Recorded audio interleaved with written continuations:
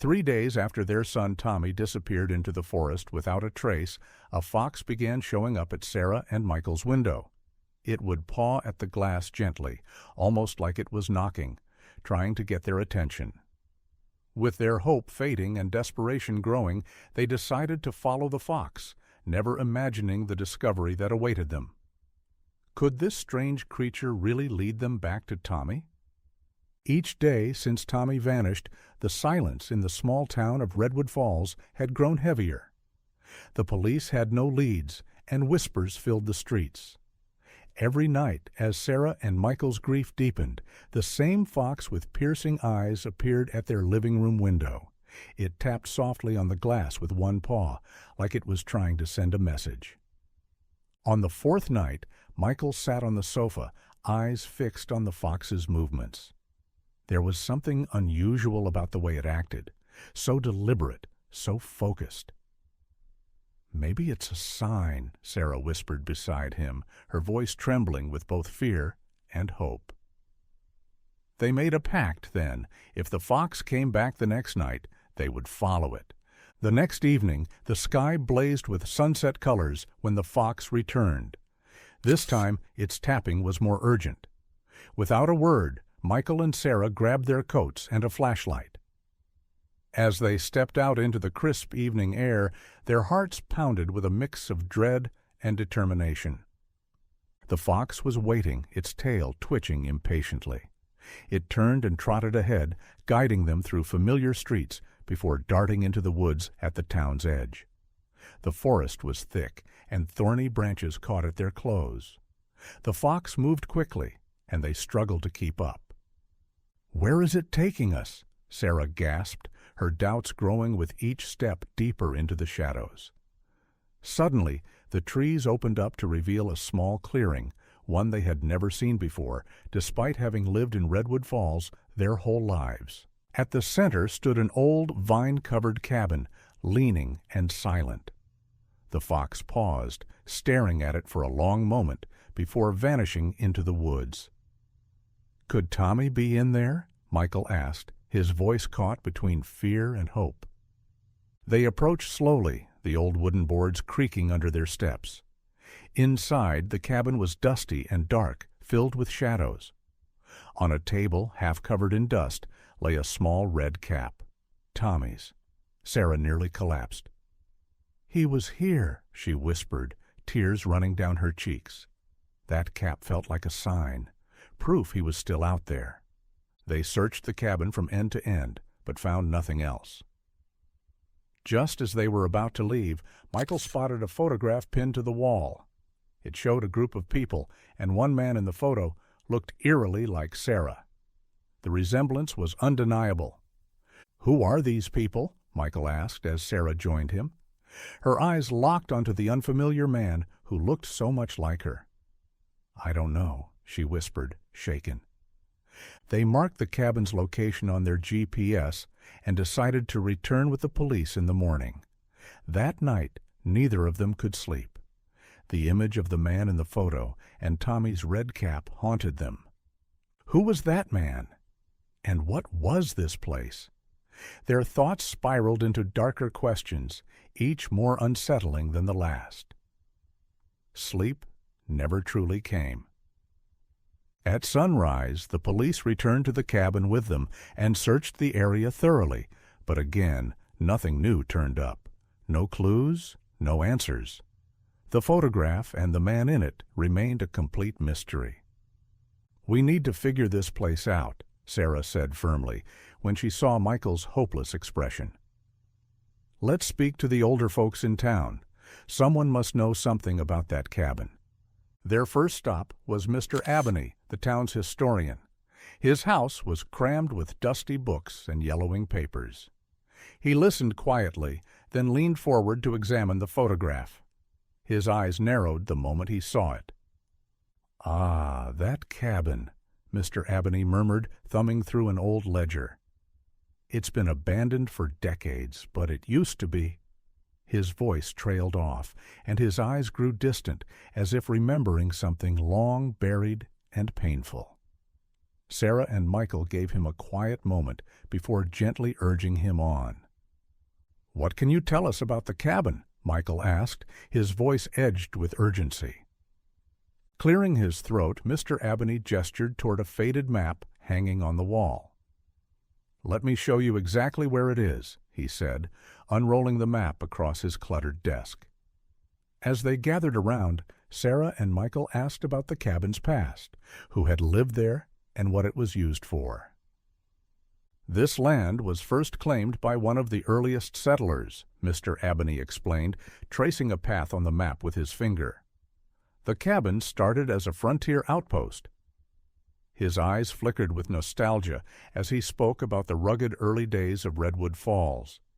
He went on to explain that the cabin had once belonged to a founding family of the town. "The Harrisons," he said, the name hanging heavily in the air. "They were vital to building this place." He paused, meeting Sarah and Michael's eyes, sensing their growing curiosity. "They helped shape the community," he continued. "The Harrisons built the first mill and trading post.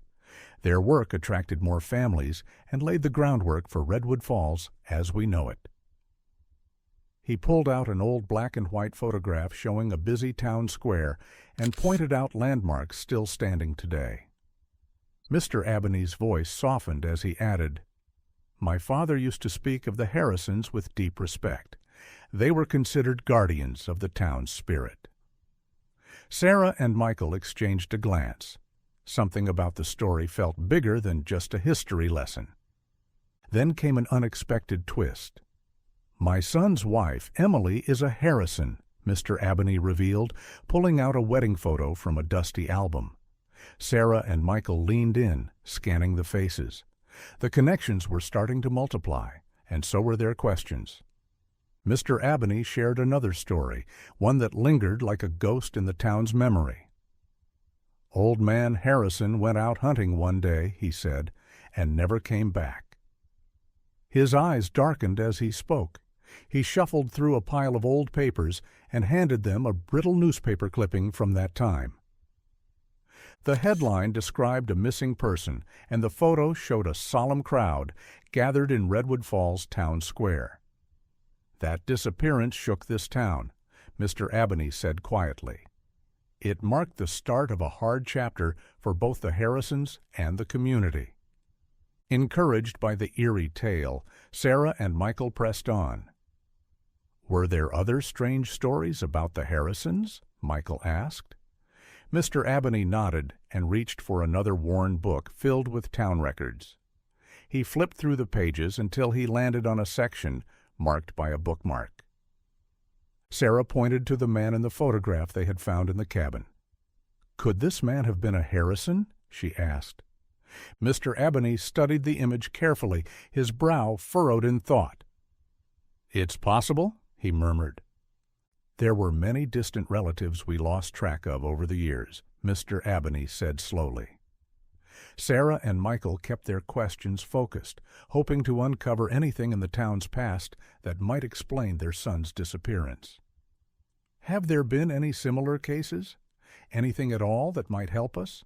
Sarah asked, her eyes scanning Mr. Abney and his cluttered study for anything useful. The old man rubbed his chin, clearly digging through decades of stories, rumors, and long-forgotten details.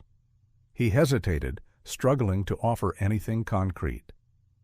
"It's been so many years, and there are so many tales," he admitted, flipping through a pile of old photos and notes with slightly trembling hands. "Maybe, just maybe, the town archives have something more solid," he said with a tired sigh. He suggested they visit the Redwood Falls archives for more thorough information. "You'll find public records there, newspapers, land deeds, family registers," he explained, pointing toward the large brick building at the end of Main Street. Sarah quickly jotted down the address in her notebook, determined not to miss a single clue. Though both felt Mr. Abney might be holding something back, they chose to follow his advice. As they stepped outside, Michael leaned in and whispered, "He knows more than he's saying." Sarah nodded in agreement, but she also felt a flicker of hope that the archives could offer the answers they needed. They headed toward Main Street, the evening air cool against their skin, but their focus sharpened by determination. No longer relying on stories and second-hand accounts, they were shifting toward something solid: records and facts. "Let's start with the newspapers from the year that man vanished," Michael suggested as they stepped into the dimly lit archive building. "Agreed," Sarah said, reaching for a large ledger on a nearby shelf. The scent of old paper hit them immediately, musty, dense, and oddly comforting. This was the scent of history. They arrived at the main desk, their footsteps echoing across the creaky wooden floors. The building felt like a forgotten time capsule, filled with echoes of the past. "We need everything on the Harrisons," Michael said to the clerk, his voice steady. The clerk gave a small nod and began typing, her fingers clicking across the keyboard. "This might take a while," she warned, her voice low and echoing faintly in the stillness of the room. Preparing for a long night ahead, Sarah and Michael sat up at a large wooden table, laying out pens, notebooks, and their notes so far. Sarah tied her hair back, ready to dig through the records. "Ready for this?" she asked. Michael nodded, his eyes on the clerk, who was now wheeling over a cart loaded with boxes. Box after box landed on the table with soft thuds. "Here are the deed transfers, newspaper clippings, personal letters, and more," the clerk said, motioning to the growing stack. They exchanged a look, half nervous, half hopeful. Whatever they found in these documents might change everything. "Anything could be the key," Michael said softly as he opened the first box. Pages rustled, ink-smudged paper filled their hands, and the scent of old ink wrapped around them like a fog. They began to read, the silence broken only by the soft sound of paper turning as the past slowly began to reveal its secrets. They were ready to uncover whatever secrets might be hidden in the dusty records of the town archives.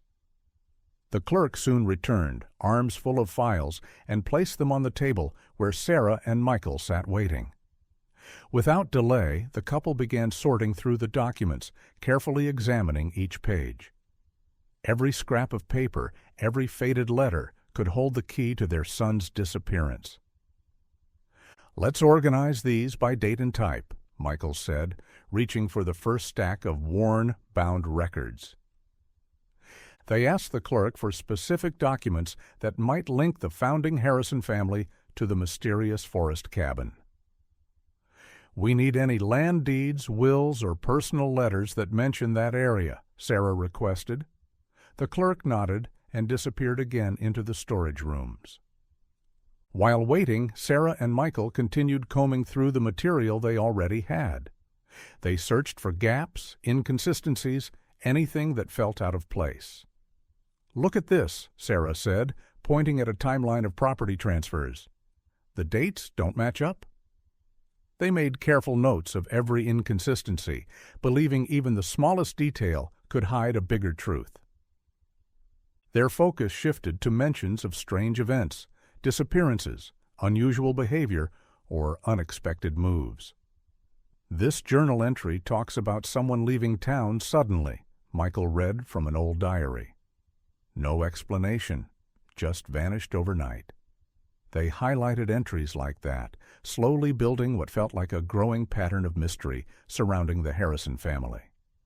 Progress was slow, but Michael reminded her, "We can't rush this." They both understood how important it was to examine each document closely, knowing their son's fate could depend on what they uncovered. In a quiet corner of the archive, they turned their attention to the Harrison family tree. It was large and complex, with names and dates spread across generations.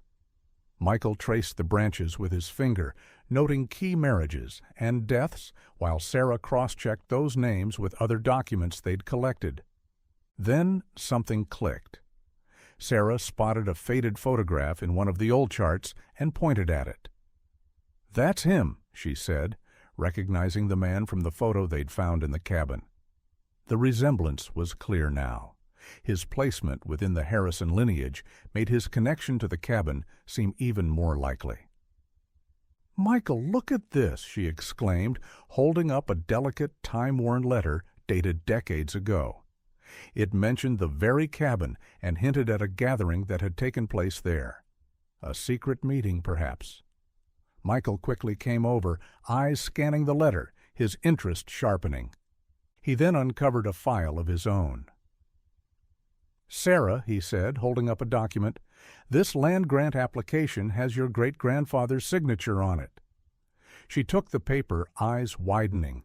The name matched, and the date lined up closely with some of the earliest Harrison records they had reviewed. They exchanged a look, realizing what this might mean. Sarah's family and the Harrisons could have been connected far more closely than they'd ever known. Could it be that our families were intertwined back then? Sarah wondered aloud, her voice filled with disbelief and something else, a growing sense that they were getting closer to the truth. Michael nodded, his mind racing with the implications. If Sarah's ancestors were connected to the Harrisons, it could explain why the man in the cabin photo looked so much like her. He handed her another file he'd uncovered, one that revealed her own family tree, now clearly intertwined with the founding family. Together they spread out the documents across the table. The files outlined generations of marriages and business partnerships between Sarah's ancestors and the Harrisons, painting a picture of a shared history neither of them had ever known. "This changes everything," Sarah whispered, her finger slowly tracing the old names and faded dates. The revelation hinted at a much deeper bond between Sarah's lineage and the town's pioneers. They stared at each other in stunned silence. "Our families helped build this town. Together," Michael said, his voice full of wonder. Each new piece of their family histories seemed to snap into place, aligning with the present-day mystery in ways that felt both thrilling and unsettling. Their pasts weren't just overlapping, they were tangled and possibly still influencing the present. "Could this connection be why Tommy—" Sarah began, but her voice faltered, the question lingering in the space between them. They returned to the documents, now searching through a different lens. Every new detail felt like a clue that might help explain Tommy's disappearance. The deeper they dug, the more they realized these ancestral links might be the key. "Maybe there's something about the land, or an old family feud," Michael suggested, flipping through a stack of maps and old legal documents. Disputes, boundaries, inheritances, any one of them might have echoes in the present. With all this new knowledge, they made a firm decision. They had to return to the cabin. "We have to go back, now with everything we know," Sarah said, sliding the papers into her bag. "There might be something we missed, something that only makes sense now." Michael agreed with a nod, his resolve deepening. They gathered the most important maps, photos, and files and packed them into their backpacks. As they set out again toward the woods, each step felt heavier, but more focused. "We might finally find the answers today," Michael said, glancing at Sarah. She returned his look with quiet hope and a flicker of anxiety. This time, they planned to search deeper than before. "We barely scratched the surface last time," Sarah reminded him as she reviewed the map. They marked key points with pins, areas their ancestors may have once used or visited. These spots could be vital, especially now that Tommy's disappearance might be tied to this buried family history. As they approached the cabin, memories of their first visit rose up, alongside a steely new determination. What once felt unknown and foreboding now felt like a challenge they were prepared to face. "Remember how lost we felt before?" Michael asked. "This time, we're ready," Sarah replied, her voice firm and steady. They stepped into the clearing, now armed not just with hope, but with context. "The Harrisons may have used this land differently," Michael said, crouching to inspect the ground, looking for clues hidden in plain sight. Sarah cross-checked a diary entry against their current location, scanning for landmarks their ancestors had written about. Trees, stones, broken paths. Anything might lead them closer to the truth. As they ventured deeper beyond the known trail, the forest grew darker. Shadows stretched long across their path, and every snapped twig underfoot seemed to echo around them. "We're not just following a map," Sarah whispered, pushing aside a low-hanging branch. "We're following history." As the sun slipped below the horizon, they found themselves once again at the cabin. Holding the old photograph in her hands, Sarah tried to match the angles and shapes in the image with the real scene before her. Maybe the photo would help them spot something they'd missed. But the deeper into the woods they went, the more the forest began to twist around them. Paths seemed to double back. Trees looked familiar, then different. In the dimming light, nothing felt certain. "Are you sure this was the right way?" Sarah asked, her voice tight with worry. She shone her flashlight into the thick underbrush, hoping for something, anything to guide them through the growing darkness.